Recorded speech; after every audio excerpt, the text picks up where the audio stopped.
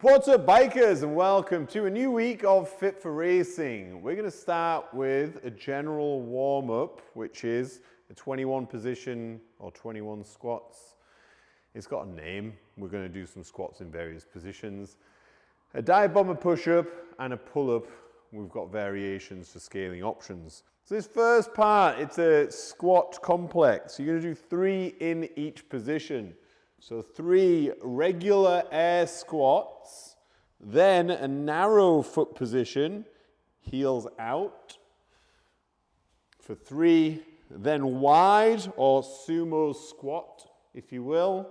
Then we're going to go 1 foot forwards, 1 foot back, narrow, regular, and long. So in total, that should be 21 squats. Then 4 to 6 dive bomber push-ups. So head to the mat, raise to the front. If that's difficult for you, feel free to start in the down dog position, head to the mat, and then put your knees down whenever you like, and then back up onto your toes to finish. If you're very good at this type of movement, you can reverse it. Be careful on your first round though. You don't want to burn out. And then 4 to 6 strict pull-ups. So sub-max, if 4 is your max pull-up, then don't do 4. Stick a band in between the rig or use a lat pull-down machine. Stay safe. 3 times round, and then we're going to do some strengthening in the form of a rear foot elevated split squat. Now you can add weight to this if you like, but try it without first. It's slightly different from last week if you're on the program. It's a 1 1/4. So what we're going to do is go all the way to the bottom, up a quarter, and then to the top. So ultimately you're getting more time under tension. Therefore, you may not need any weight. So try not to bounce too much. Stabilize and put most of the weight through your front leg and then get into a rhythmic zone. If you find that it's easy without weight, by all means add weight, but as I say, do it without first. Try the movement. After the 8 to 12, both sides on the rear foot elevated split squat, I'm going to superset that with bottom half Turkish get-up. So any kind of weight, I like a kettlebell because it stabilizes on the back of my arm and I can put a bit more weight on it. It doesn't have to be heavy necessarily. The idea here is you have it locked out, elbows straight all of the time, and then my back leg, so I have the kettlebell in my right hand, my right leg is at 90 degrees. From here, what I'm going to do is drive my shoulder up on my right hand until I get to my elbow of my left hand, and then drive again to seated, supported with my left hand here. This is the bottom part of a Turkish get-up, the full movement. So we're going to come back down from there and repeat. 2 stages coming up until you've done 3 reps, both sides. And then swap that again with the rear foot elevated split squat. So it's a 3-round superset. You shouldn't have to rest much in between, but if you feel like you need to, then do so. If you're confident on these, test the weight, but stay safe. The workout today is an AMRAP, as many rounds as you can of lunge balls, pull-ups, and burpees. I'm going to explain these movements separately. The lunge ball with a medicine ball and a target or a wall. You're going to step back into a lunge, drive up, hit the target, and swap legs, alternating. During the workout, you may well drop the ball because you're fatigued. That's fine. It doesn't have to be unbroken sets. Once you've done your 20, 5 pull-ups any way you like. If you can't do 5 pull-ups unbroken of the type that you chose on the first round, scale down by putting a band between the rig or use a lat pull-down machine. Then 5 regular burpees, which is chest and thighs to the ground, jump and clap, or at least open your hips. That's 1 round. Get as many rounds as you can in the time. Good luck. Core finisher for day 1 is a banded plank. Now you might wonder why we're doing it this way, but ultimately, some of you will be able to hold a plank for like 3-4 minutes. I challenge you to get lots of tension on a band here and just hold 1 minute. It's really good for oblique engagement, but also obviously the benefits of a regular plank. So hold as long as you can on what you'd perceive as your weak side, then rest 20-30 seconds, repeat on the other side, and then do that 3 times round. Day 2, we're going to start with some upper body strengthening. You do 3 sets of a drop set on bench press, and then 3 sets of a single arm row. It's going to look like this. After warming up and doing incremental sets of increasing weight on the bench press, once you're near a 5 rep max, so you're definitely not going to be grinding out the final reps, you're going to perform 5 standard bench press, bar to the chest, lock out at the top. As soon as you've done those 5, you're going to flip over and do as many push-ups as you can.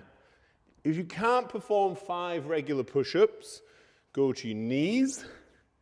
If you can't do that, flip over, raise on the bench, or raise on the bench with your knees as well.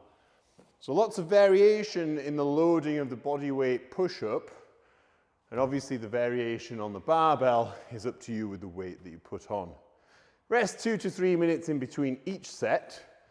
And then we're going to do a similar thing with single arm row. So I've got here, we're aiming for about 5. If it's more because the weights are restricted, don't worry. But what I've got here is 25 and 15.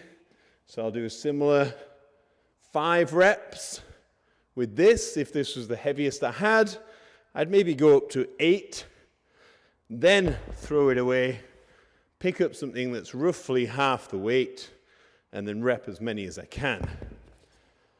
Do your weak side first, then flip over and do your strong side, matching the number of your weak side. And as with the bench, we're going to do 3 sets with a little bit of rest in between. The workout today is a barbell complex. This is going to be high capacity, and it's really important that you get the weight right on the barbell. If you don't have a barbell, you can do 2 dumbbells. It's not going to be quite as effective, and I'll show you why in a second. But the movements are simply a deadlift, which the priority is lower back curve. If everything else fails, then you're going to be safe if your curve is neutral in your spine. So if in doubt, you can film yourself from the side, double check your technique that you're not rounding your back at the bottom. So 9 deadlifts from the ground to locked out. You're going to want to go at quite a high pace. Once you've done 9, we're going to change the movement to a dirty clean. This is a variation of an Olympic lift, specifically for riders. Your foot position remains the same.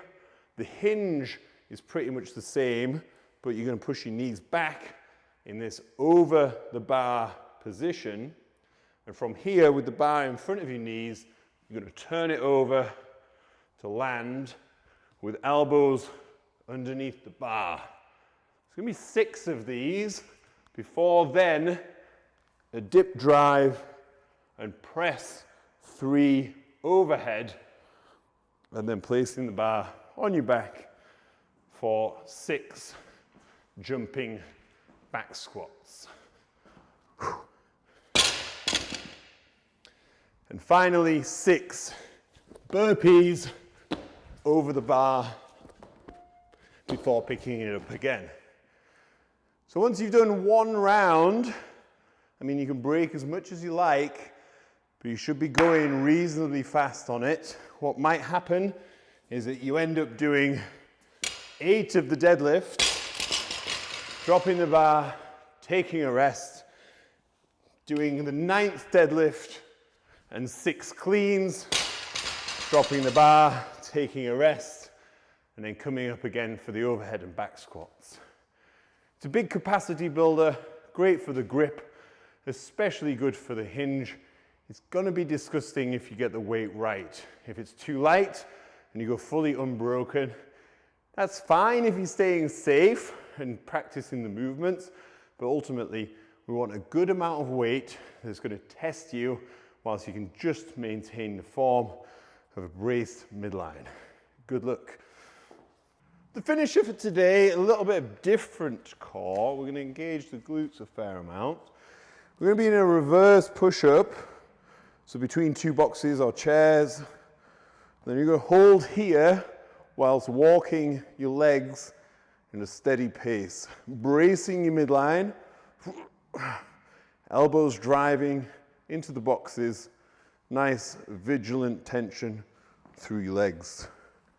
It says 3 times, but if you can't manage more than 30 seconds a time, up that to 5 or 6, with about an equal amount of rest in between the work and rest. And that's it for day 2.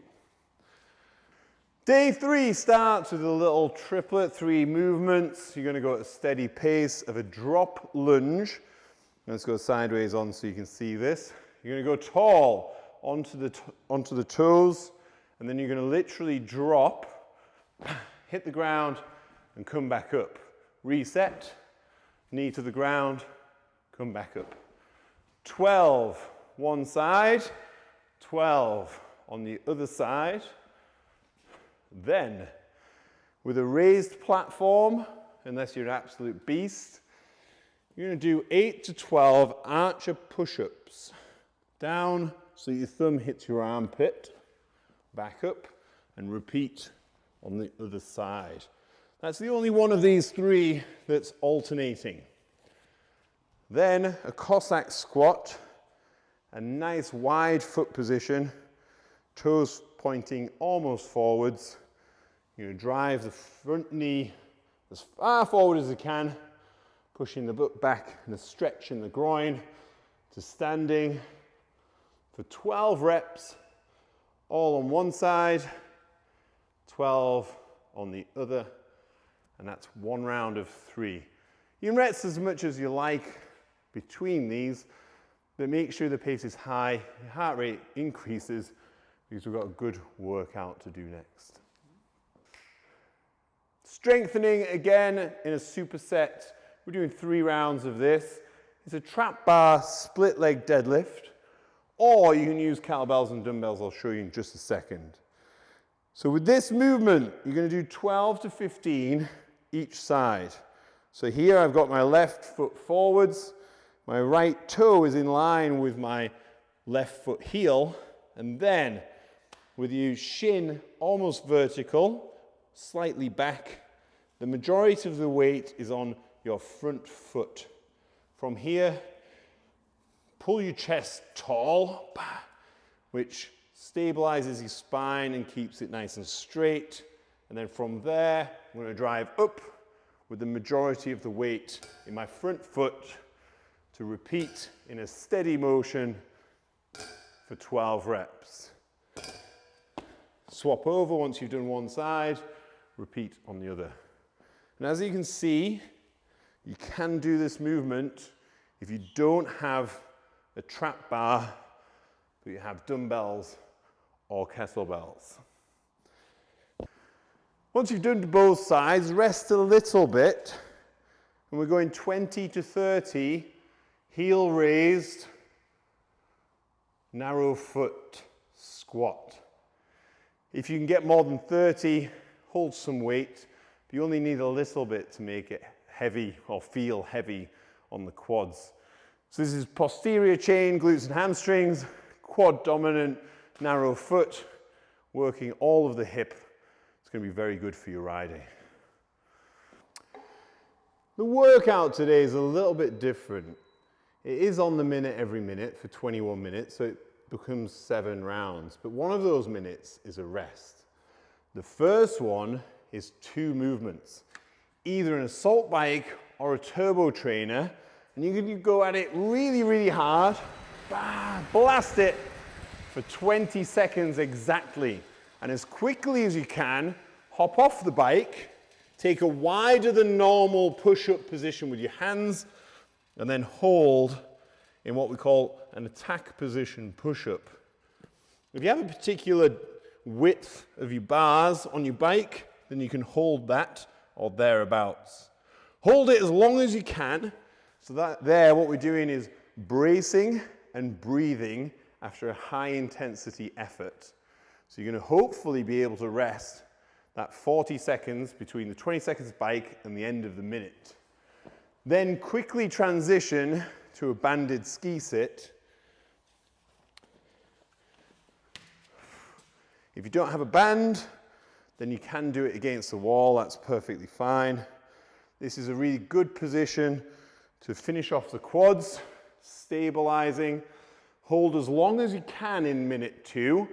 It might only be 30 seconds, 20 seconds. If you can do more than 40, that'd be brilliant. So then, hop out, rest on minute 3, and repeat for 7 rounds. Yes! To finish the day, we're going to do 15 to 20 banded rotations. The number can be higher depending on the band that you have. We're going to go in a lunge position with the front leg is the outside leg. So if you see I'm at 90 degrees towards the rig, I'm going to start with a little bit of tension on the band and then try and rotate through so that my chest, face and arms are facing where the band's attached, and then rotate through my core. So what I don't want you to do is push through your shoulders like this. This isn't doing much for the core that we want to isolate today with the rotation. So 15 to 20 that side, swap 3 times round with as much rest as you like, and that's it for day 3. What's up, bikers? Workout of the week time.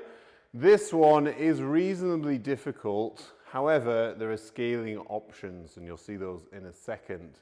We're going up the ladder as far as you can, but you choose the time anywhere between 10 and 20 minutes of, the movements are a halo, so that will be 1 and 2, and pistol squats, where with any kind of weight out the front, it might help with balance. However, if you find that difficult, you can bring the weights in, make it a little easier, and you can also pistol down to a bench. Sorry, Ad. So, did you? Yeah. Good man. So, we're going 1 halo, 1 pistol. Oh, yeah. Go on. Yeah, so just 1 then 1. Right. So 3, 2, 1. 1 halo, 1 pistol. This time we go 2 halos, 2 pistols. Wait, we'll settle in. 3 halos, 2, 3. Instead of a plate, obviously we're in a gym, which is handy. I know a lot of you are at home. You can use anything. So you could use a 10-litre muck-off bottle, a rucksack full of books, anything with a little bit of weight. Now the pistol squat, it does make it harder in some senses, but because of the weight, it does counterbalance you.